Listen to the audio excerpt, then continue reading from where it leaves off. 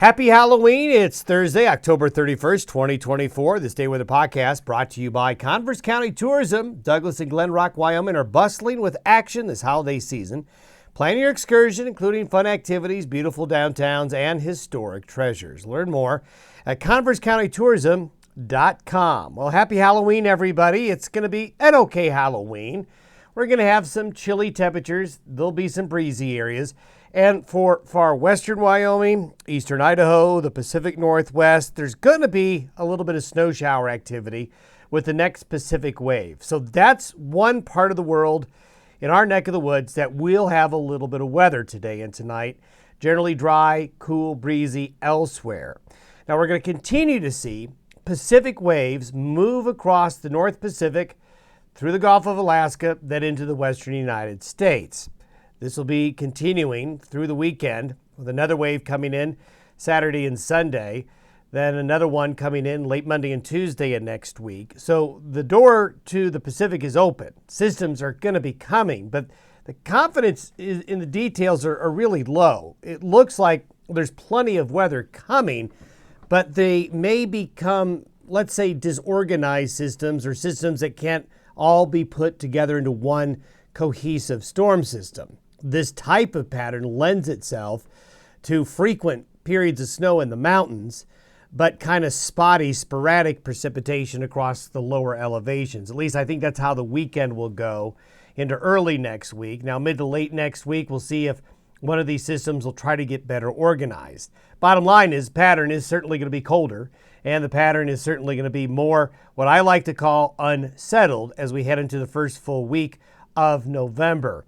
We'll show you some precipitation totals here in a minute. But the Black Hills of South Dakota and Wyoming really saw some great precipitation due to that storm system that is now heading on out and moving out into the region.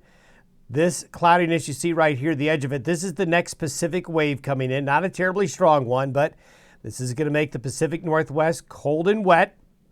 And the leading edge of that moisture is just going to get into this part of western Wyoming and the Wasatch Front of Utah as the day progresses, while there's a little bit of a gap of high pressure, a little sliver of high pressure in between systems right there.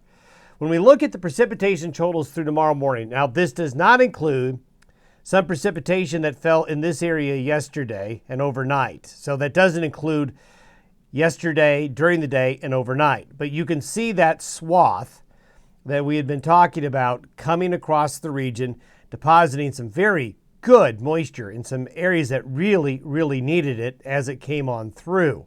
So those areas that looked like we're going to get the heavier moisture certainly did. Maybe not so much this area here. I think we had a little bit of a mountain shadow from that area getting the heavier moisture. But the path came through, and what is really good about what happened, although I know some of you probably not happy with the amount of snow you got, is that the track of that moisture went right over this right here. It went right over the worst drought areas of the region. Not everybody got it. I know there's always winners and losers, but that did go bullseye. That was a bullseye right across where it was needed the most, as you could see there. So hopefully more's coming. Now, when we take a look at the pattern today, this is where we're going to be by noon today. Moisture and energy gets pushed out ahead of this low in the Pacific Northwest. That's what's going to drive moisture into the area. This little wave right through is actually this little wave right here comes on through very quickly. By tomorrow noon, it's off to the east. So this is going to cause the wind to pick up later today, tonight, and Friday along the I-80 corridor across parts of Wyoming. There'll be a bit of a pickup in wind. This will just drive moisture right off the water, right into the Pacific Northwest. And there it is. This is the precipitation forecast through tomorrow morning. So this is nothing to write home about. But you can see western Wyoming's valleys, eastern Idaho valleys, you're going to get some snow showers. You're going to see a little bit of snow shower activity, maybe get all the way out along parts of Interstate 80. So there's going to be a little bit of moisture with this wave.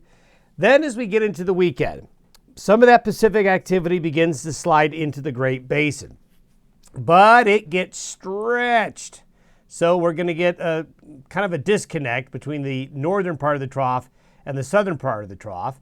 There are our highs standing guard on the southeast parts of the U.S. and off the eastern Pacific. So on Sunday, This is going to push a frontal system into the region. So there is going to be weather here.